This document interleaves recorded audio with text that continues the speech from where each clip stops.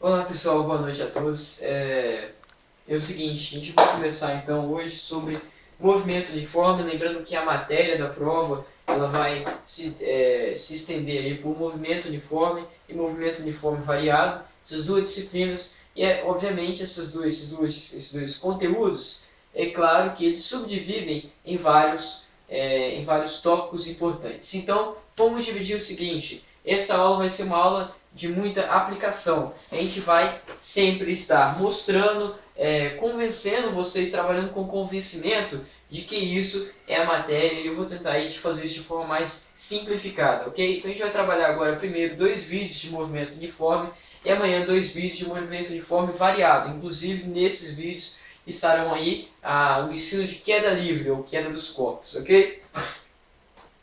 Vamos fazer o seguinte.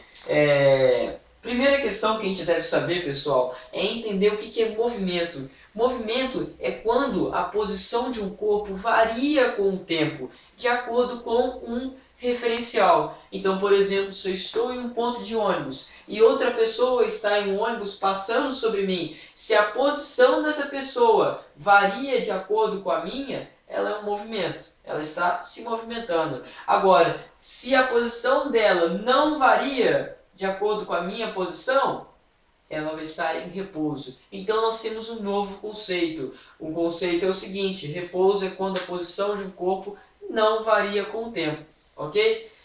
Isto é, de acordo com um referencial. Então a gente estabelece as seguintes questões: movimento e repouso são termos, são grandezas são grandezas relativas, ou seja, irão ser subordinadas a outra grandeza. Tudo bem? Vamos prosseguir então.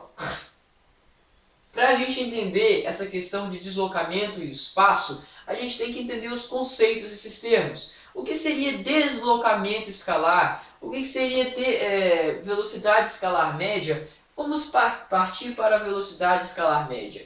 Velocidade escalar média é uma relação entre a distância, entre a variação da distância e a variação do tempo. Nós encontramos então uma velocidade média. Entretanto, a gente tem a seguinte questão: distância e deslocamento não são a mesma coisa. Quando nós temos um espaço, que é a medida algébrica da distância, e que ele é subentendido, né, pelo ponto onde o móvel se encontra até o ponto onde temos um referencial ou ponto de origem, então se a posição desse móvel ela varia, o espaço também vai variar. Então o deslocamento em si ele é uma grandeza escalar. A distância em si é uma grandeza vetorial. Lembrem do último vídeo que eu falei? Escalar vem de medida, medida, unidade. Então, se o deslocamento é escalar, concordam comigo que ele poderá ser positivo, negativo e nulo. Então, se vocês encontrarem na sua prova um deslocamento negativo, está ok, porque ele vai existir. Porque ele é o quê? Ele é uma grandeza escalar. E se ele é uma grandeza escalar, ele vai ser a variação da posição. Que variação é essa? Posição final menos a posição inicial. Sempre será assim. E agora, Caleb, me dá um exemplo de onde a gente vai aplicar isso. Na seguinte questão: nós temos uma reta. Um carrinho se encontra na posição 0 e ele vai até a posição 20 km. Ele foi até aqui, correto? Ele volta para o 0. Qual que seria o deslocamento dele? 0. Por quê? Pegamos a velocidade final, a posição final dele, 0. Posição inicial, 0. 0 menos 0, 0, correto? Agora a distância dele, ele percorre, a distância é uma grandeza vetorial, então não tem a ver com somente a medida e o sentido, que é a medida e a unidade, tem a ver com o sentido e a orientação, mas depois isso é uma matéria mais para frente. Então vai envolver um número, um módulo. Então ele percorreu 20 quilômetros e também 20, então foi 40, ok? É importante estabelecer essa diferença. Deslocamento escalar, posição final menos posição inicial. Distância é o que ele percorreu mesmo, ok? Ok. Vamos agora abordar sobre o movimento retilíneo uniforme. Como a gente chegou na seguinte colocação de movimento, a gente vai ter que determinar algumas questões, ok? Lembrando que velocidade média, prestem muita atenção que quando sempre for trabalhar entre metros por segundo e quilômetros por hora, a gente trabalha ali com multiplicação e divisão por 3,6. Ok? Só você fazer isso, isso é comprovado, ok? Por uma proporção, depois eu mostro. Então, nesse quesito, sempre associe se quilômetros por hora por metros por segundo, nós temos que dividir por 3, se quilômetros por parametros, nós temos que dividir por 3,6. No quilômetros por hora para metros por segundo, a gente vai ter que o quê? Multiplicar. E se no metros por segundo nós temos, perdão, é o inverso, nós temos que multiplicar, nós temos que dividir. E se nos metros por segundo para quilômetros por hora nós temos que dividir, metros para quilômetros. Eu digo no Sistema Internacional de Medidas, né? E se temos assim no Sistema Internacional de Medidas, no metros por segundo para quilômetros por hora, a gente vai ter que multiplicar por 3,6. Ficou meio confuso, mas eu acho que vocês vão entender depois de olhar, analisar bem, ok? Entendido isso, movimento uniforme. Movimento uniforme pode ser tanto retilíneo quanto curvilíneo. Não vamos tratar disso, esqueçam isso, agora não. Mas o movimento uniforme, ele pode ser, ele é representado por deslocamentos iguais em intervalos de tempos iguais. Essa relação, ele é expresso por essa relação. Então sempre será uma constante, ok? Uma constante. Esses deslocamentos iguais em tempos iguais gerará uma velocidade média constante. Então nós temos a seguinte questão: a velocidade média no movimento uniforme, ela sempre será o quê? Constante. Ela sempre será representada por uma função constante, ou seja, uma reta, ok? E sendo assim, no gráfico distância por tempo, ele vai ser, ignorem isso, também uma reta inclinada, ok? Por quê? Porque nós temos a variação de distância. Quanto mais a distância, temos aqui ó, intervalo de distância, intervalo de tempo, intervalo de distância, e isso daqui originará uma mesma velocidade, ok? Uma velocidade constante. Por isso que cresce, porque a distância vai variando de acordo com essa velocidade constante, ok? Essa velocidade, como vocês sabem, ela pode ser dada tanto em metros por segundo, como também em quilômetros por hora. Sara, quantos minutos? 7, 34, 35, 36. Ok, tá bom.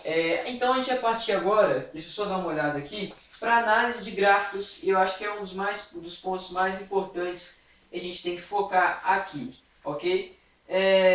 Lembrando que eu vou focar isso com vocês, no próximo vídeo a gente fala sobre trajetória. Movimento então, esse movimento uniforme, a gente vai ter dois tipos nos gráficos, né? A gente vai ter o gráfico de distância, que é o nosso y, nosso eixo y, sobre o tempo, que é o nosso eixo x. E nós vamos ter velocidade por tempo, que eu vou representar mais gráficos para vocês.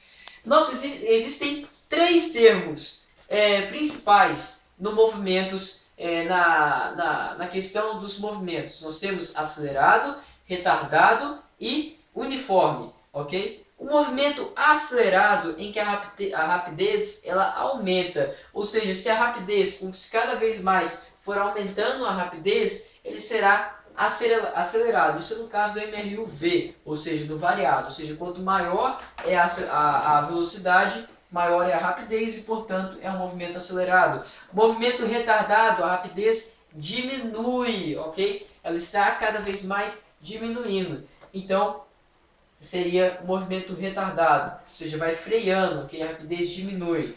O movimento uniforme é o caso do nosso próprio, da nossa própria matéria que a gente está estudando agora. O movimento uniforme é quando a velocidade ela é constante, ok? Acelerado, a velocidade aumenta cada vez mais. Retardado, diminui. E uniforme, constante. Agora a gente também, além dessas palavras, nós temos progressivo e retrógrado. Muita gente, ou nulo, né? Também temos. Muita gente ficou, o que é progressivo? Progressivo é quando a velocidade ela é positiva, ok? Quando a velocidade ela é positiva. Como assim quando a velocidade é positiva? Quando ela sempre estiver positiva, ou seja, ela estiver no primeiro quadrante do sistema do plano cartesiano, vai ser progressivo. Não importa se ela for zero, se ela for isso, se ela for aquilo. Se ela for zero, será nula. Mas se ela estiver nesse primeiro quadrante, ela vai ser progressiva, ok? Mesmo se ela estiver constante, se ela estiver inclinada, será progressivo. Retrógrado, quando ela for negativa, ok? Quando a velocidade for negativa, ela será retrógrado, ou seja, está no sentido contrário da trajetória. Retrógrado. No gráfico distância por tempo, ele será progressivo, porque se a gente fazer uma análise aqui, olha, ele está com uma velocidade positiva, fazendo aqui, olha, distância final menos distância inicial sobre tempo final menos tempo final. Obviamente é progressivo. Mesma coisa aqui, olha, aqui no caso, não é progressivo não, eu me enganei, pessoal, aqui é retrógrado também. Esses dois aqui, olha. Por quê? Porque você analisando aqui, olha, aqui tem uma medida menor, não é? Se essa medida menor, ela é a velocidade final, uma medida menor menos uma medida maior, obviamente originará um valor negativo, ou seja, também será retrógrado. Então, retrógrado, velocidade negativa, progressivo, positiva. Agora a questão rapidamente aqui. E se esse gráfico, por exemplo, nós tivermos uma aceleração, ou seja, gráfico aceleração por tempo no movimento uniforme? Como é que vai ficar essa bagaça aqui? Os aterros, né, mais coloquiais. Como é que ficaria isso? Vai ficar essa jossa. Como é que ficaria isso, pessoal? Ficaria o seguinte: aceleração por tempo. Como eu disse que se a velocidade é constante, a velocidade não varia. A aceleração é variação da velocidade. Guardem isso. A aceleração é variação da velocidade. Se a velocidade é constante, a aceleração não existe aceleração. E, portanto, ela é zero. Então, ela vai ser isso daqui, ó. Uma função constante no zero. Ok? Quanto tempo passa, a aceleração continua zero. Então, no movimento uniforme, a aceleração sempre será zero. Próximo vídeo agora a gente vai falar sobre fórmulas e trajetória. Fechando aí, sabe?